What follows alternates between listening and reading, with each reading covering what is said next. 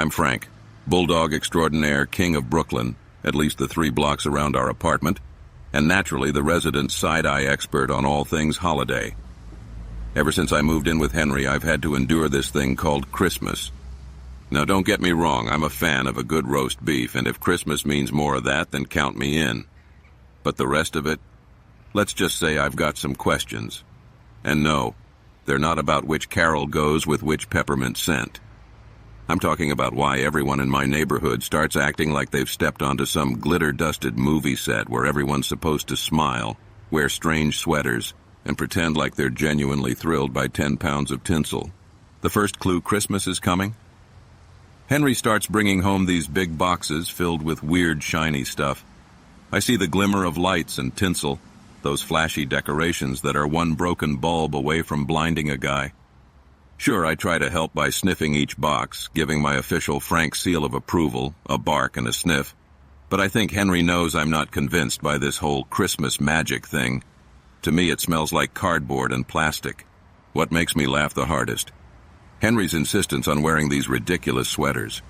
I mean, the guy usually sticks to his gray and navy suits for work, so when he shows up in the living room sporting a red sweater with a reindeer on it, I lose it. And he's got one with a tree, too, with these little lights that flash. I'd be embarrassed to be seen with him on a normal walk in that getup, but somehow around Christmas, he's convinced it's stylish. Humans. They're a species, all right. So yes, I'm not exactly thrilled about the tree, the lights, or the carolers who show up at the door and sing as if I'm not barking my head off. And speaking of the tree, can someone explain why Henry insists on dragging this massive green thing into our living room? It's like he wants me to believe it's just another piece of furniture. Except this one sheds needles all over my favorite napping spot, and I get told off if I try to mark it as my own. It's official now. The whole apartment smells like cinnamon and something else I can't quite place. Henry went all out this year, buying candles, wreaths, and these cookies he says are just for decoration. That didn't stop me from trying to sneak a taste. I may be a dog, but if something smells like food, I'm the first in line. And let me tell you, these for decoration only cookies taste like cardboard. There's a reason we dogs have instincts, and my nose knew better. I should have listened. Then there's the music. Oh, the music. I'm all for a good beat, but these jingles? It's like the same song playing on repeat. I swear if I have to hear Jingle Bells one more time, I'm gonna lose it. I mean, sure, I'll give a little tail wag for Silent Night now and then, but there's only so much a dog can take. Meanwhile, Henry is in his zone, humming along as he hangs ornaments on that ridiculous tree. He even caught me trying to swat one down last night. I tried to play innocent, but we both knew I'd been eyeing that sparkly ball for days. What can I say? It looked fun. And you know what? I've got to admit something. Deep down, I kind of enjoy this whole routine. Henry's not the kind of guy who usually has time for decorating and baking, but at Christmas, he slows down a bit. He doesn't rush out the door every morning. Sometimes he even takes a whole extra hour to hang out with me, scratching my ears and talking to me about his day, as if I understand the ins and outs of insurance claims. But hey, I'll listen if it means I get more belly rubs. If there's one thing I do love about Christmas, it's the smells. Now, I don't mean those fake pine scents Henry sprays around. They're fine, but nothing to howl about. I'm talking about the real stuff. Like last week, Henry brought home an entire ham, and he left it right on the kitchen counter, unguarded. That thing was so close I could almost taste it. I managed to stretch myself onto my back legs, paws balancing on the counter, nose twitching inches away from paradise. But just when I was about to snag a piece, Henry caught me. One loud Frank, and I was back on the ground pouting. Close, but no ham. At least I have the holiday treats to look forward to. Henry's got this friend named Lisa who always drops by with these amazing dog-friendly cookies just for me. She gets me. Last Christmas, she brought over a bag of peanut butter bones, and I was in heaven. I've been keeping an eye out for her this year.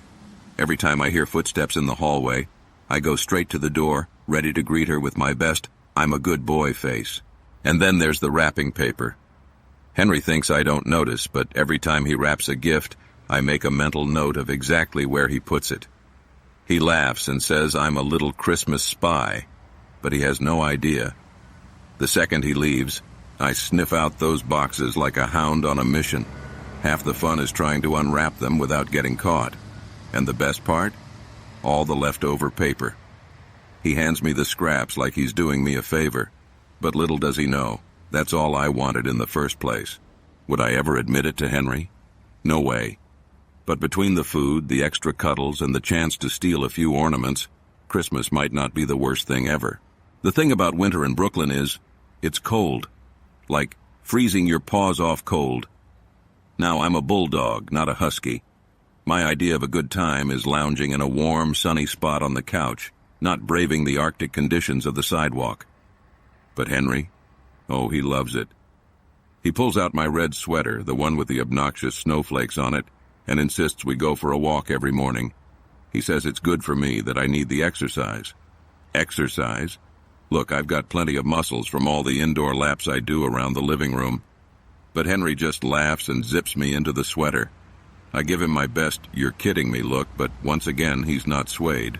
Outside it's a wonderland, all right. A wonderland of cold noses and slippery sidewalks. The neighborhood is decked out, and I'll admit the lights are kind of magical at night. All the houses twinkle, and even the grumpiest guy on the block has a snowman on his lawn. People are friendlier too. I get a lot more head pats and treats on our walks around Christmas. It's like they think I'm part of the decorations or something. Fine by me. I'll take the attention. I might even give a little tail wag just for effect. Then there's the snow. People love it, and I get it. It's pretty. But as soon as my paws touch it, I regret every decision that led me outside. Henry throws snowballs, expecting me to chase them like I'm some retriever. When he sees me standing there unimpressed, he throws one my way, which of course hits me right on the snout. I sneeze, look at him with the most dramatic eye roll I can muster, and plop myself down in protest. Enough of this nonsense. I'm ready for some hot cocoa and a blanket, even if I have to settle for Henry's old couch throw. Now here's the part about Christmas that truly baffles me. The gifts. Every year Henry seems to lose his mind over these boxes wrapped in colorful paper and ribbons. They show up under the tree and just sit there, mocking me with their secrets. I've learned from experience that some of these are for me, but there's no way to know until Henry gives the all clear. So for days I'm left circling, sniffing, and plotting. Henry says I'm like a little detective, but honestly the suspense is torture. Last night I caught him wrapping up something that smelled suspiciously like my favorite beef-flavored chews. He tried to be sneaky, shoving it in a bag with some tissue paper, but I could smell those treats from across the room. I could almost taste them. I gave him my best puppy dog eyes, hoping he'd crack and hand them over early, but he just chuckled and stashed the bag under the tree. Tease. What really gets me, though, is the lengths Henry goes to hide his gifts from me. He'll bury them in the closet or tuck them behind the sofa like he's some kind of secret agent. Doesn't he realize I've got the nose of a bloodhound and the determination of, well, a bulldog? Eventually I find them, of course. It's just a matter of time. But I play along because honestly I'm starting to enjoy this little game of cat and mouse we've got going. It's not just the decorations and presents that come with Christmas. Nope, this holiday brings visitors. Lots of them. Now, I'm not what you'd call a people dog. I'm more of a Henry's personal shadow type. But around Christmas, Henry seems to know every person in Brooklyn. Friends, neighbors, and random people I've never seen before show up at our door, armed with boxes and bags and these strange-smelling desserts that no dog in his right mind would touch. I try to make the best of it. After all, more people usually means more treats, and I'll take those any day. But there's only so much socializing a dog can do. After an hour or two, I'm over it. I make my way over to my bed and curl up, hoping they'll get the hint. But Henry's friends are the persistent type. They'll come over, scratch my ears, and talk to me in that high-pitched voice that humans use when they're trying too hard to be friendly. I give them a polite wag, but trust me, my patience is wearing thin. The carolers are the final straw. These folks show up outside our building, singing at the top of their lungs. Henry thinks it's charming. He opens the window, smiling like he's in some holiday movie. I, on the other hand, am not impressed. I bark as loud as I can, letting them know that they're disturbing the peace. but they just keep singing, ignoring my very valid complaints. Eventually, I give up, flop down on the couch, and wait for the madness to end. Christmas Eve, the big day, or as I like to call it, the feast day. Henry always makes this huge dinner, and lucky for me, he's not exactly the neatest cook. Bits of turkey, gravy, maybe even a sliver of cheese. Stuff just magically finds its way onto the floor. I consider it my job to keep the place clean, you know? It's a tough gig, but someone has to handle it. This year, though, Henry went all out. I watched from my post near the kitchen door as he prepped a bird big enough to feed a small army. The smells were downright heavenly, and I could practically see that golden roasted skin calling my name. He even made something called stuffing. Now I didn't know what stuffing was, but it smelled suspiciously of sausage and herbs, so I was all in. I parked myself right next to the oven, letting him know I was ready to do my part. But then it happened. Just as Henry was pulling the glorious golden turkey out of the oven, he slipped. The whole dish wobbled, and for one glorious second, it seemed like that turkey was about to make a perfect landing right at my paws. But no. Henry caught it just in time, steadying the pan with the skill of a chef on a mission. He shot me a look, half laughing, half panicked, and I gave him my best disappointed stare. We both knew how close I'd come to the best Christmas ever. Still, I managed to score a few bites here and there. Henry, softy that he is, slipped me a little piece of turkey under the table while his friends weren't looking. The man might be a pushover, but I respect that in an owner. One thing I'll admit Henry does right at Christmas, our midnight tradition. Every year when the guests finally leave and the apartment is quiet, he grabs a blanket and snuggles up with me on the couch. He calls it our time. Now normally, I'm not a snuggly kind of guy, but there's something about Christmas Eve that gets me every year. Maybe it's the soft glow of the lights or the way the world seems so calm and still for once. Either way, I let him pull me close, and we sit there in silence, just the two of us. Henry talks to me during these moments, his voice softer than usual. He tells me about his plans for the next year, his hopes and dreams, the things that keep him up at night. And I listen. I don't understand everything he says, but I get the feeling that these talks mean a lot to him. Sometimes he scratches behind my ears, and I close my eyes, pretending I don't care. But the truth is, I do. It's our time, and even I can appreciate a good tradition. That night, just as he was drifting off, Henry looked at me and whispered, "Merry Christmas, Frank." I gave a small wag of my tail and nestled closer, letting him know I felt it too. Maybe Christmas wasn't so ridiculous after all. Christmas morning came, and just like every year, Henry acted like Santa himself had walked through our door.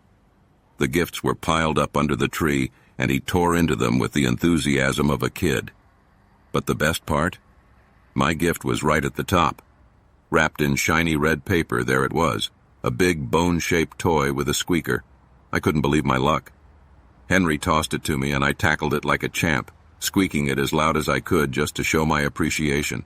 After my new toy came the treats, actual dog cookies this time, not the cardboard ones.